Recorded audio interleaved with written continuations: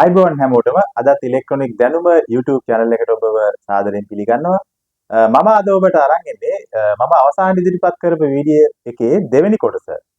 Booster ඇන්ටනාවක් නිර්මාණය කිරීමේ video එකේ දෙවෙනි කොටස විදිහට අද මම අරන් ඉන්නේ.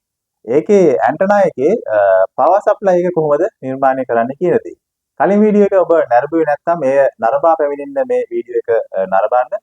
මම පහළ ඩිස්ක්‍රිප්ෂන් එකේ ඒ වීඩියෝ එකේ ලින්ක් එක දාන්නම්. එය නරඹා මේ වීඩියෝ එක ඔබ නරඹන්න. එතකොට ඔබට පහසෙන් මෙය වටහා ගැනීමට හැකියාවක් ලැබේ.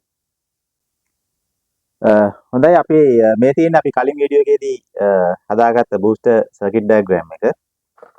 මේ තියෙන මේ විදිහට අපි හදාගත්ත බූස්ටර් එක. ඒකෙදි මට මෙන්න මෙතන මේ කම්බි කෑල්ල සම්බන්ධය දාන්න අමතක වෙලා තිබුණා. මෙන්න මෙතන ඉඳලා මේ ඇන්ටනාවේ අවුට්පුට් එක දක්වා එන කම්බිය. මෙන්න මෙතන ඉඳලා මෙතෙන්ද එන කොටස ඒකෙන් තමයි අවුට්පුට් එක ටීවී එක පැත්තට ගමන් කරන්නේ සහ ධාරාව උඩට අරන් එන්නේ. ඒක ඔයගොල්ලෝ මතක ඇතුව දාගන්න. හරි එතකොට අපි දැන් මේකට කරන්න තියෙන්නේ මේකට අවශ්‍ය බල සැපයුම නිර්මාණය පවර් සප්ලයි එක තමයි අද අපි හදාගන්න බලාපොරොත්තු වෙන්නේ. එතකොට මේ තියෙන්නේ පවර් සප්ලයි එකේ ඩයග්‍රෑම් එක.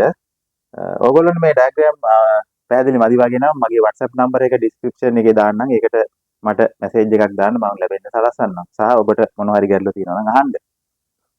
හරි මේ පවර් සප්ලයි එකේදී අපිට උමනා කරනවා මෙතනදී ට්‍රාන්ස්ෆෝමර් එකක් දාලා තියෙනවා. ඊට පස්සේ මෙතන ඩයෝඩ් දෙකක් තියෙනවා. මෙතන කැපැසිටර් එක 1K රෙසිස්ටර් LED එක ඉන්ඩක්ටර් එක ඊට පස්සේ 103 සෙරමික් කැපැසිටර් ඇන්ටනා ජැක්ස් සහ සොකට් දෙක. හරි අපි බලමු මේකෙදී කොහොමද මේ වැඩේ වෙන්නේ කියලා. ක්‍රියාත්මක වීම මෙතනදී 12 වෝල්ට් ට්‍රාන්ස්ෆෝමර් එකක් පාවිච්චි කරලා තියෙනවා. මිලි ඇම්පියර් 300 400 අතර වගේ එකක් නම් ගොඩක් යෝග්‍යයි. මෙතන ඊට පස්සේ ඩයෝඩ් දෙකකින් ට්‍රාන්ස්ෆෝමරේට 230 ඉන් කරලා 12 වෝල්ට් අවුට්පුට් එකක් ගන්නවා. මේ සෙන්ටර් ටැප් ට්‍රාන්ස්ෆෝමර් එකක් වය 3ක් තියෙන එකක්. මෙන්න මේ જાති ට්‍රාන්ස්ෆෝමර් එකක් රතු පාට වයර් දෙකකින් තියෙන්නේ ප්‍රයිමරි කොයිල් එක නැත්නම් 230 ඉන්පුට් එක. ඊට පස්සේ මේ අවුට්පුට් සෙකන්ඩරි කොයිල් එකට සම්බන්ධ වෙලා තියෙන සෙකන්ඩරි අවුට්පුට් එක. එතන මේ ට්‍රාන්ස්ෆෝමර් එක මිලි ඇම්පියර් 400 12 වැඩි කිරීම දෙක කියලා තියෙන්නේ 12 වෝල්ට් දෙකක් අවුට් වෙනවා. මම ට්‍රාන්ස්ෆෝමර් ගැන කලින් ඔයගොල්ලන්ට කියලා තියෙනවා. හරි. එතකොට මෙතන ට්‍රාන්ස්ෆෝමර් එකෙන් අවුට් වෙන කරන්ට් එක ඩයෝඩ් හරහා DC බවට පත් කරනවා. අපි දන්නවා ඩයෝඩ් හරහා ධාරාවක් යවලා DC කිරීමේ ක්‍රමවේද කිහිපයක් මම ඔබට කලින් කියලා දීලා තියෙනවා. ඒ පිළිබඳ අවබෝධය මදි නම් මේවත් බලන්න ඕගොල්ලෝ. එතකොට මෙතන 4007 ඩයෝඩ් දෙක හරහා DC කරලා මෙතන 470 මයික්‍රෝෆැරඩ් කැපැසිටර් එක දාලා තියෙන සුමට කරන්න. බල සැපයීමක් ස්මූත් කරන්න අපි දන්නවා DC කරාට මදි. එහි රැලිති ස්වභාවයක් තිබිය හැකි. ඒ නිසා එය ස්මූත් කරන්න නැත්නම් සුමට කරන්න ඉලෙක්ට්‍රොලයිටික් වර්ගයේ ධාරිත්‍රකයක් නැත්නම් කැපැසිටර් එකක් යොදා ගන්නවා.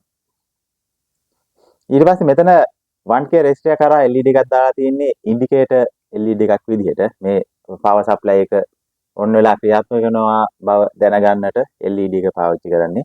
මේක LED එක නැතත් 1K රෙසිස්ටර් එක නැතත් ඒ දෙක නැතත් සර්කිට් එක වැඩ කරනවා.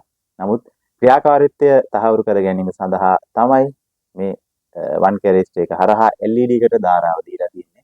LED එක දැල්විලා එහි ක්‍රියාකාරීත්වය තහවුරු කර ගැනීමට. ඊට පස්සේ මෙතන ඉන්ඩක්ටර් එකක් දාලා තියෙනවා. කොයිල් එකක්. කලින් වීඩියෝ එකේදී මම කියලා දුන්නා කොයිල් එක හදාගන්න හැටි. ඒ විදිහටම ඒ විස්කම්බයෙන් යුක්ත මිලිමීටර් 3ක විස්කම්බයෙන් යුක්ත දෙයක ගේජ් එක 24 වගේ ගේජ් එකේ වට 30ක් කොටා ගන්න මේක මම නැවත කියලා දෙන්නේ නැහැ කොයිල් එක හදාගන්න හැටි. කලින් වීඩියෝ එකේදී ඔබට එය මම කියලා දුන්න නිසා.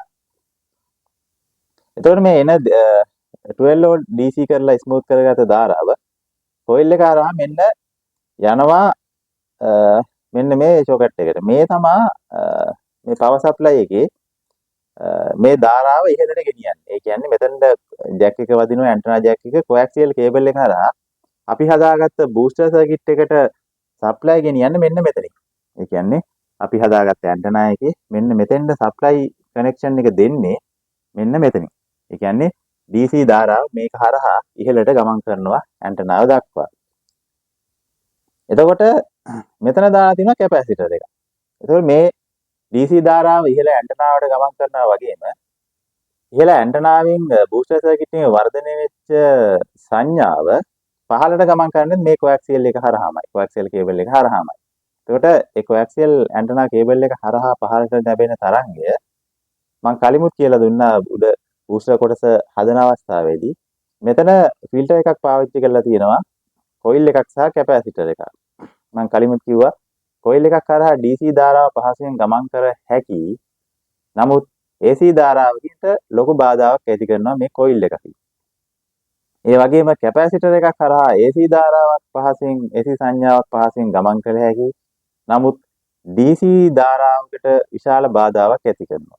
අන්නේ ක්‍රියාව මෙතනද සිද්ධ කරලා තියෙනවා උඩදී ඇන්ටනා කොටස් බූස්ටර් කොටසේදී වගේම.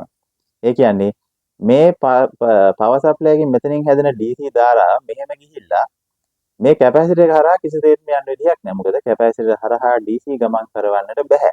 මේ මෙතන පාවිච්චි කරලා තියෙන්නේ සෙරමික් වර්ගයේ කැපැසිටර් එක. එතකොට මේ DC ධාරාව යා හැකි එකම මාර්ගය මෙන්න මේ ඉහළට පමණයි. මෙතනින් ඉහළට පමණයි. ඒතර මේ පැත්තට යන්නට කිසි දෙයක්ම හැකියාවක් නැහැ. බැරි වෙලා මේ පැත්තට ගියොත් මොකද වෙන්නේ? මේ ටීවී එක දක්වා යන කේබල් එක. ටීවී එකේ හානියක් වෙන්න පුළුවන්. ඒක ටියුනර් එකට හානි වෙනවා, ටීවී එකට හානි වෙනවා. මේ 12 වෝල්ට් එක බැරි වෙලා මේ පැත්තට ගියොත්. ඒක වළක්වන්න තමයි මෙතන කැපැසිටර් එක දාලා තියෙන්නේ. එතකොට මෙහෙන් මම කිව්වා වර්ධනය වෙච්ච සංඥාවත් මේ කේබල් එක හරහාම තමයි පහළට ගන්න. එතකොට මේ සංඥාව කැපැසිටර් එක හරහා පහසුවෙන් ගමන් කරවන්න පුළුවන් ටීවී එක පැත්තට. අපිට අවශ්‍යත් ඒකනේ. එතකොට ටීවී එක පැත්තට ධාරා සංඥාව වර්ධනය වෙච්ච එක පමණක් ටීවී එක පැත්තට ගමන් කරවන්නට පුළුවන්. හරි. එතකොට ඒ සංඥාව මේ පැත්තට ගමන් කරවන්න බෑයි. කොයිල් එකෙන් විශාල බාධාවක් ඇති කරනවා. AC සංඥාවට මේ පැත්තට ගමන් කරවන්න. අන්න ඒ නිසා DC ධාරාව ඉහළටත් ඉහළින් පැමිණෙන වර්ධනය වෙච්ච සංඥාව රූපවාහිනී දෙසටත් නැත්නම් ටීවී එක දෙසටත් මෙන්න මෙතනින් බෙදා හරිනවා. ඒතර ඔන්න ඔය දේ තමයි මේ පවර් සප්ලයි එකෙන් කරන්නේ. බැරි වෙලාවත් මෙතන 103 කැපැසිටර් එක නැතුව මේ ටික ඩිරෙක්ට් වුණොත් එහෙම ටීවී එක විනාශ වෙනවා. මේ පැත්තට ධාරාව ගිනිලා ඒක ඕගොල්ලෝ හොඳට මතක තියාගන්න. හරි. එතකොට ඕක තමයි මේකේ ක්‍රියාකාරීත්වය වෙන්නේ. ඕකට අවශ්‍යයි එතකොට කලින් පෙන්නපු ට්‍රාන්ස්ෆෝමර් එක 4007 මෙතන ඩයෝඩ් මේකෙන් දෙකක් අපි ගොඩක් සර්කිට් වල පාවිච්චි කරන ඩයෝඩ්. ඊට පස්සේ LED එකක් 1K රෙසිස්ටර් එකක් මේවා වොට් කාලා තිබ්බාම ඇති. ඊට පස්සේ මෙතන ස්මූතින් කැපැසිටර් එකට ඉලෙක්ට්‍රොලයිටික් වර්ගයේ 470 මයික්‍රෝෆැරඩ් කැප් එකක්. ඊට පස්සේ මෙතෙන් කොයිල් එක මම කලින් හදාගත්ත විදිහමයි කොයිල් එක හදන්නයි මම කියලා දෙන්නේ. 103 වගේ සෙරමික් කැපැසිටර් එකක්. ඒ වගේ ඊට පස්සේ මෙතන මෙන්න මේ જાතියේ ඇන්ටනා ජැක් එක වදින සොකට් එකක් ඕගොල්ලන්ට මිලදී ගන්න පුළුවන්. මේක ගන්න තියෙනවා ඉලෙක්ට්‍රොනික බඩු කඩවල් වල. ඊට පස්සේ මෙතන මේ ඇන්ටනා ජැක් එක මේ කොඇක්සියල් කේබල් එක හරහා මේ ජැක් එකට යන්නේ. එතකොට කේබල් එකේ ඇන්ටනා කේබල් එකේ කොඇක්සියල් එකේ ඕගොල්ලෝ මතක හරි වටේ නෙට් එකක් වගේ දැලක් වගේ තියෙනවා. ඒක තමයි රිනේ එකට සම්බන්ධ වෙන්නේ. මැද කම්බිය තමයි මේ 103 කැප් එකට සම්බන්ධ වෙලා තියෙන්නේ.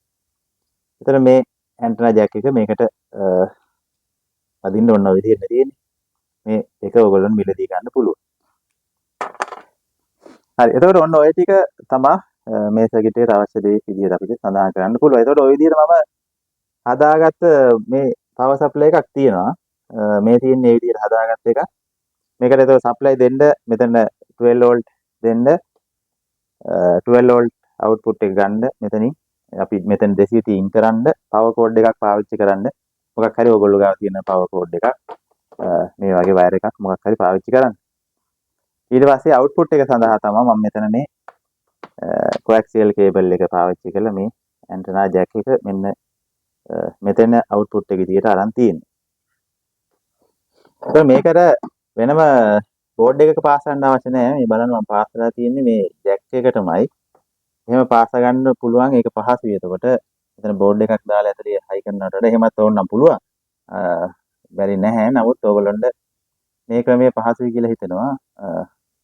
මෙන්න මේ ජැක් එකේ බේස් එකේ මෙන්න මේ තියෙන රින එක මේ තියෙන මැද සම්පූර්ණ අවුට්පුට් එක දාන ධන කරන්ට් එක ගෙනියන්නේ වර්ධනය වෙච්ච සංඥාව ගෙනියන්නේ මේක හරහා.